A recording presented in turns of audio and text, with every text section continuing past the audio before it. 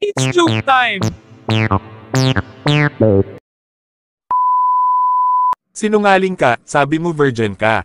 Bakit kagabi Putek ka, dahil lasing ka. Katabi mo kagabi si mama. pakurot nga sa bibi ko? Ang probinsyana. Manong tulungan niyo naman po ako. Bakit? Nawawala po kasi yung tatay ko eh. Galing po kaming probinsya. O ganun ba? Sige pero sumama ka muna sa akin. Sumama ang girl sa motel. Hubarin mo itong short ko. Sige po. Hawakan mo ari ko, tapos ilapit mo yung bibig mo. Ganito po ba? Oo, alam mo na yung gagawin mo.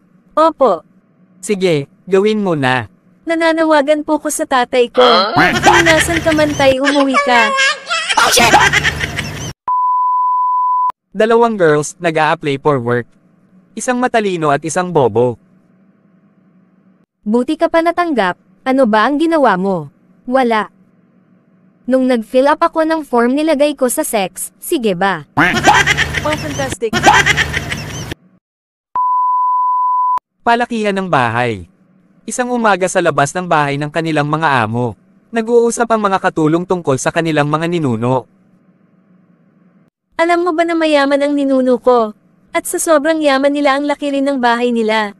Biruin mo pupunta lang sila ng banyo kailangan pa nilang sumakay ng jeep. Kaso lang naghirap sila at naibenta ang bahay. Hay nako mayaman na ba yon? Yung ninuno ko kaya? Sa sobrang laki ng bahay. Pupunta ka lang ng sala. Kailangan mo pang sumakay ng bus at bumiyahe ng 1 oras. Ganon kalaki bahay ng mga ninuno ko. Kaso lang nalulong sa sugal kaya naghirap kami. Si Dong nakikinig lang sa usapan ng dalawang katulong. Maya-maya di na nakatiis sumabat na rin sa usapan. Alam nyo mas mahirap pa sa daga mga ninuno nyo eh. Aba paano mo naman nasabi yon malalaki ang bahay ng ninuno namin. Yung ninuno namin sa sobrang laki ng bahay. Pagpasok nila doon, di na sila nakalabas. Ganon naman pala di na nakalabas. Bakit naging katulong ka ngayon? Nasaan na ba yung bahay ng ninuno mo? Muntinlupa na ngayon.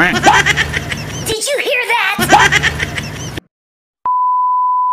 Biglang nawala. Ang saklap talaga ng buhay. Nasa akin na lahat biruin mo. Pera, malaking bahay mamahaling kotse, magandang babae na nagmamahal sa iyo. Tapos, sa isang iglap biglang nawala lahat. Bakit pare, anong nangyari? Nalaman ng asawa ko. Gusto mo pala rin? Mas magaling. Sir Chicks 15, estudyante. Ganun ba, hanapan mo ako ng mga 1,000 lang. Pero mas magaling pa sa estudyante. Yung principal sir.